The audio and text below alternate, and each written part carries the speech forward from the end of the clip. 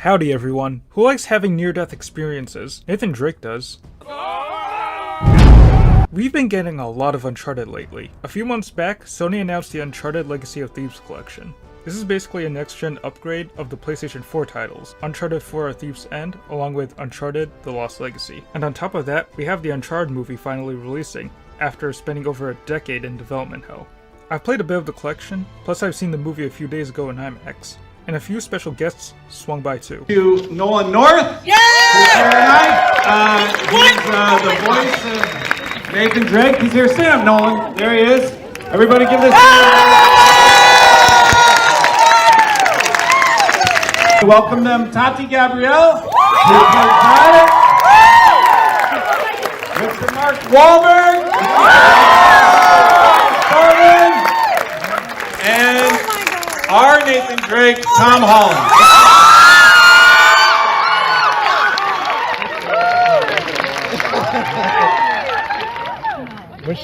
Hey everyone.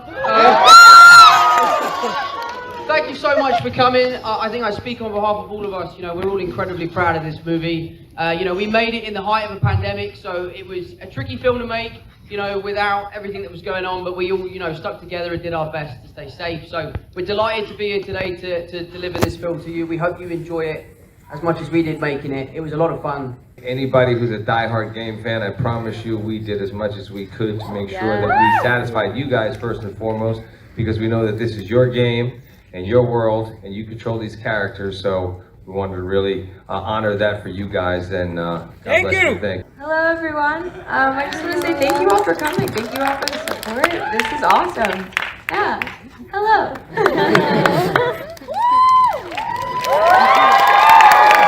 Without further ado, I invite you to sit back, relax, and enjoy the show. Here we go, Uncharted! So first of all, how is the Legacy of Thieves collection? Is it worth the money? It has an MSRP of about $50, and there's an option to upgrade for $10 if you own a Thieves End or a Lost Legacy on PlayStation 4. Though, if you were to buy either of these games used and pay $9.99 for the upgrade, it should cost less than that dummy thick $50 price tag. If you are searching for a used copy, I have a really shameless plug for you. Use my affiliate link to Mercari and get a $10 off coupon on your first order, plus a $20 off coupon when you make your first $100 selling on the platform. Plus I get a $10 off coupon too, so I'll probably use it on, probably more gaming art books. Anyways, link is in the description. Shameless plug is over. It wasn't too bad, right? I could have had Papa John sponsor me, just like how they sponsored the Uncharted movie. But I'll get to that later. For now, back to the Uncharted games. So how is Uncharted 4: A Thief's End? Does it still hold up? The TLDR answer is yes. It's still a high quality game. There are so many great action set pieces throughout, including that amazing chase sequence in Madagascar. And there are also some nice little moments, such as Nate being a scrub in Crash Bandicoot, and Sully's badass entrance. Know what I love about partying with a bunch of crooks? What's that? Nobody cares if you smoke indoors. It's been a while. Too long, boyo. The shooting and platforming all still feel good as well. Additionally, they added DualSense features. They slowly become less and less impressive the more I use them, but for now, I still keep them on, especially when it's a first-party PlayStation game, because the in-house PlayStation teams know the DualSense controller. My only real gripe is this. Towers is right on. The one section where the game turns into a semi-open world slowed the pacing down a bit for me.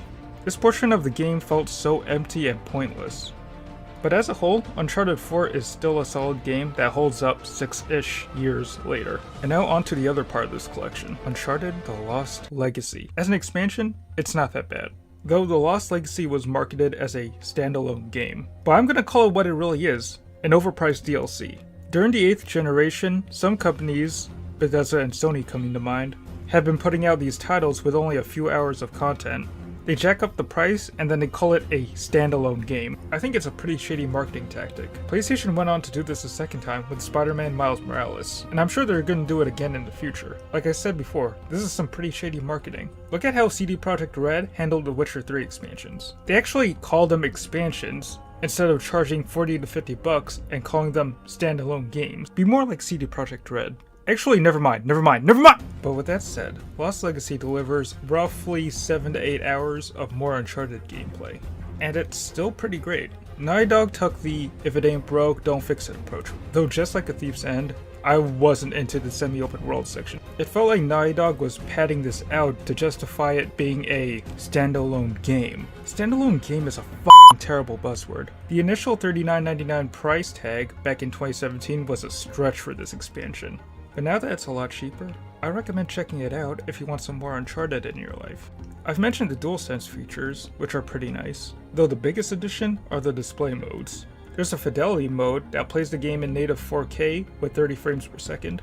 I tried it and changed it back after a few seconds because, to be real, I've become a bit of a frame rate snob after owning the PS5 for over a year. Secondly, there's a performance mode, which offers 1440p resolution, with the game running in 60 frames per second. And finally, there's Performance Plus mode, which runs the games in 1080p with a whopping 120 frames per second. This looked so buttery smooth. This was the mode that I mainly sticked with, so anyone with this collection can experiment with these 3 game modes and see which one they lean more into. On top of that, the PS5's SSD has led to insanely fast load times, just like every other PS5 game. Just like Mark Cerny promised in his ASMR speech. 5 games. Today, I want to talk a bit about our goals for the PlayStation 5 hardware and how they influenced the development. I'm not much of a multiplayer guy, but I really liked Uncharted's multiplayer back in the PS3 days. I remember how great Uncharted 3's maps were, and Uncharted 4's multiplayer was decent as well. Unfortunately, the multiplayer section of Uncharted 4 is gone. For me, it's not much of a deal breaker, but it does suck for anyone who still plays this mode. Overall, it's a solid upgrade, but $50 is a stretch. It's even hard to recommend paying the $10 when so many other titles offer an upgrade for free. So who would I recommend this to? I'd recommend this to anyone who's never played this game in expansion, and anyone who wants something nice to look at on their PlayStation 5, if they can get one. Look at all those chickens!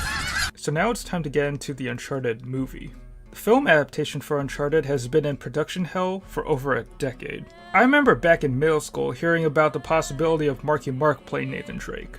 And now it's reached a point where Marky Mark is cast as Sully. This is the Cyberpunk will release in 2077 meme come to life. And there's this super long list of directors who were supposed to direct Uncharted, but ended up dropping out. First there was David O. Russell. He left the project to direct Silver Linings Playbook. Great movie, by the way. Then Neil Burger was attached. And then he went on to direct Divergent. I'm not gonna lie, I've read the book and seen the movie, yet I remember nothing about Divergent. And then Seth Gordon was supposed to direct at one point. He directed Horrible Bosses, which is severely underrated. And then Sean Levy was supposed to direct, but he dropped out to do Free Guy.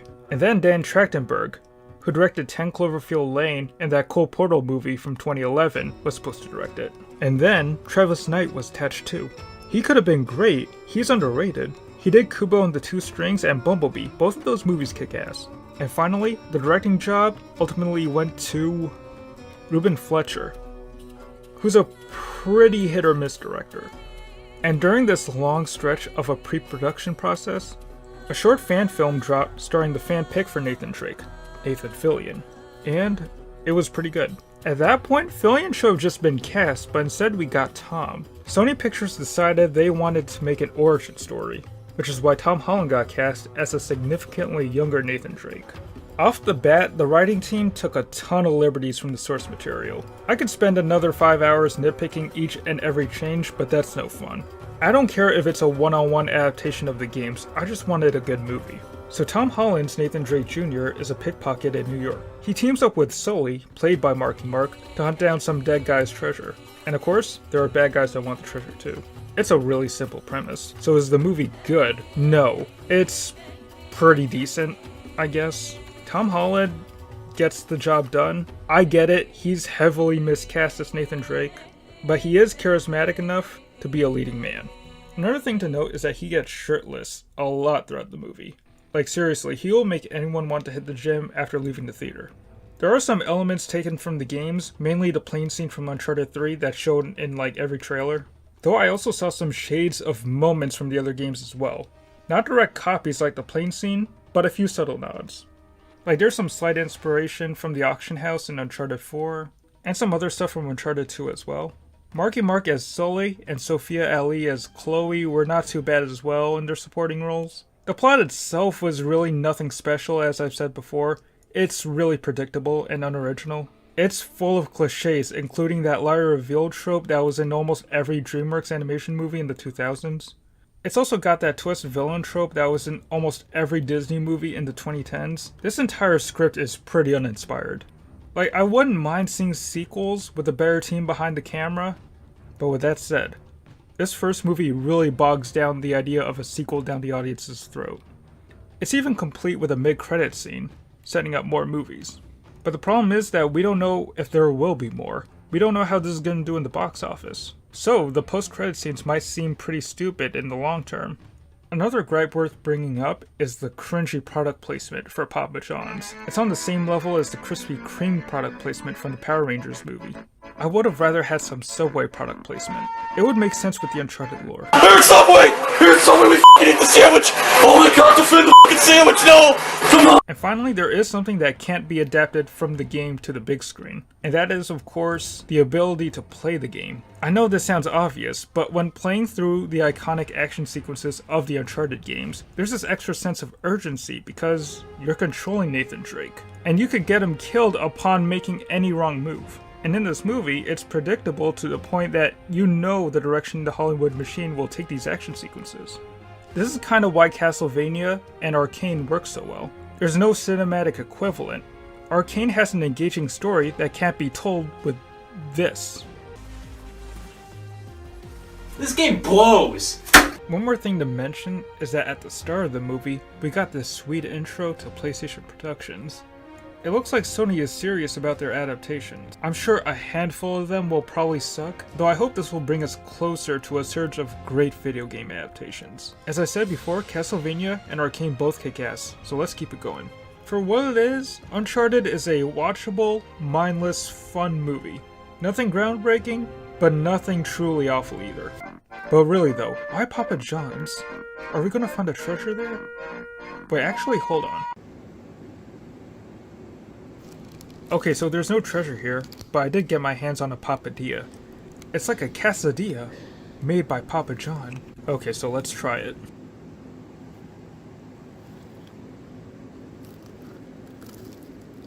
Okay, I get the connection. Just like the Uncharted movie, it's mid. There's only one difference though. This shit is full of gluten!